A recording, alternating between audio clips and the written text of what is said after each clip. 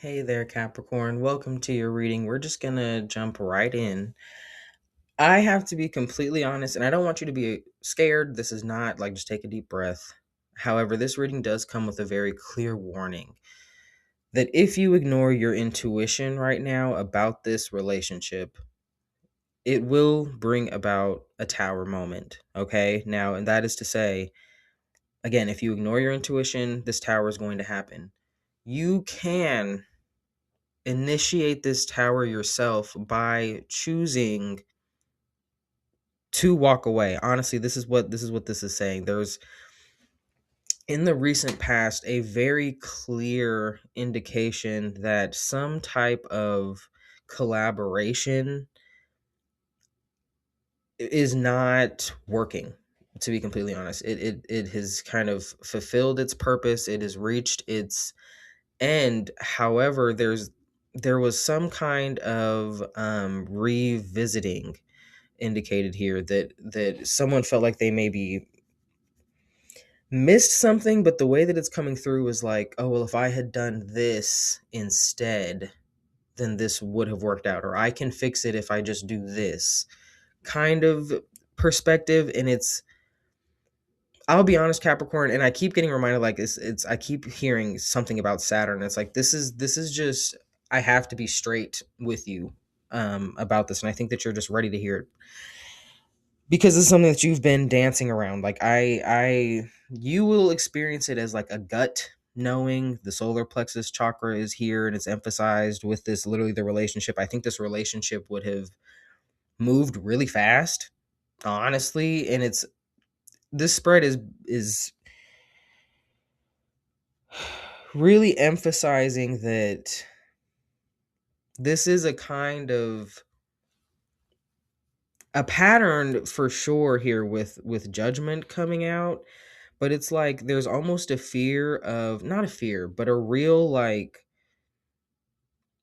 this is like someone that really just does not want to do the work that is required because they think that it will bore them. Do you know what I mean? Like it's not fun to be single. It's not fun to have to understand why you feel the need to be in a relationship. It's not fun to not,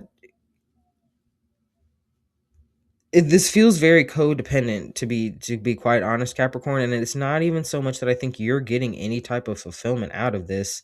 This feels more like work in a way, and somehow it's depleting like a kind of confidence that you have, interestingly enough. And I think it's like, it's because you are rejecting your intuition when the messages come through clearly that's creating this this lack of alignment, to be honest, that is bringing about this tower in the near future.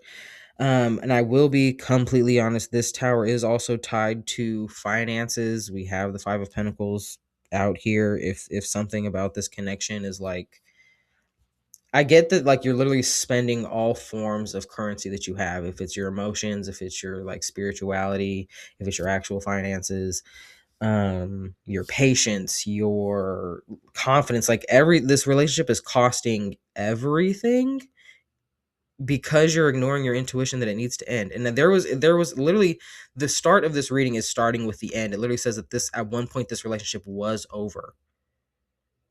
And then I think again, you, from a place of uh, from a lack of clarity, you believed that it could be fixed. And what I'm getting is that, like, it's not to say that these types of relationships can't be worked on. They absolutely can. But it's like, you, the image that I'm getting is like two people with two completely different blueprints and two completely different tools, thinking that they're trying to build the same thing. And I literally think that one person is shouldering like all of the responsibility to make this work. I think someone views someone as something that can be fixed. This relationship, not just the relationship, but this person can be fixed. And if you're approaching a relationship like that, if you're looking at someone like that, I will tell you, just like, that's not how it works. It's not going to work. And you're very aware of that, Capricorn, because moving from that Three of Pentacles is straight into Judgment, where it's like you were presented with the opportunity to move on, but didn't in that moment. That's not to say that you can't still. That's not to say that there's like, you know what I mean? Nothing is wasted. But if we want to learn the lesson and move forward, because I'm literally seeing this is the Eight of Swords here connected to, we have 3 eights out. There's really a need to look at why you kind of, or what is the belief that puts us in a situation where like, this feels like the kind of person that like has to prove their worthiness by what they can offer someone, truthfully. I think there are a lot of things going on in this relationship that aren't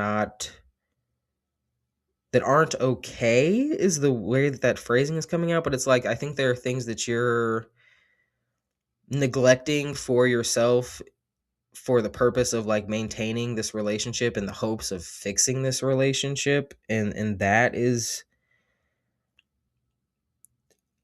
another perspective that's really doing some damage here. There's like a real need to kind of investigate what narrative is going on internally that keeps bringing us to this place of feeling like I have to prove that I'm like this good partner that can be, like it's in such an odd, I shouldn't say odd. I'm trying to work out the logic, because it's like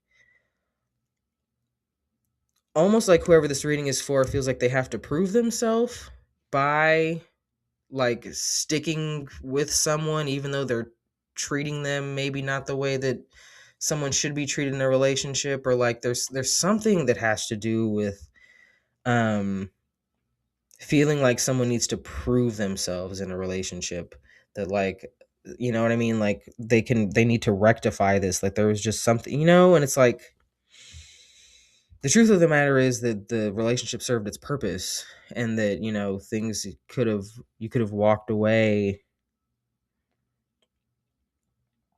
This is interesting. There's also a bit of the way that these cards are kind of aspected. It's almost like a bit of a savior kind of complex. And maybe you do that in your actual career. It's tied to service in some way, but it's bleeding over. The boundaries need strengthening. Do you know what I mean? And the last thing that they are mentioning is a kind of, if you've been somehow like neglecting your career for the sake of this relationship, this tower is talking about that here, because justice is here as well. And it's a little bit of a self-fulfilling prophecy. I'm even getting like there's something that you were aware of moving forward, where it's like if something big happened and you took it upon yourself to like fully 100% take responsibility in some way financially for something that wasn't yours to fix. Here's the weird thing about karma, is that sometimes we will create situations for ourselves, and this isn't like, don't look at this negatively, this is simply like cause and effect, you know what I mean? Where someone was put in a position to learn a lesson, which really is what karma is trying to do, is trying to get us to learn a lesson, become more aware so that we can move forward into our dharma. But it's like you kind of stepped in and shouldered the lesson for someone where they didn't learn it, and you kind of took on that energy to where now that's revisiting. So if you in some way, again, that savior complex, there are times when you're actually doing people a disservice by not letting them learn their lesson. There's times when you're doing people a disservice by not letting them figure it out on their own. There's times when you are harming someone instead of helping them, because you're kind of disabling them in a way, right? Where like they are fully capable and have the strength and the resiliency and like the whatever, maybe not the knowledge, but the knowledge comes right from the stumbling through whatever it is that they're going through, that you are kind of coming in out of, the goodness of your heart. You want to help them, yes, but this is like needing to be aware of like when it's time to just kind of let them figure it out, instead of, they didn't have to learn anything by you just coming and saving them. If that makes sense. Let's pull an oracle for you, Capricorn, and then I will let you go. If you know your sun, moon, and rising, and you want to check out the other readings, I'm doing all of the signs for the astrological new year. Aquarius and Pisces will be up tomorrow, and that'll wrap them all up.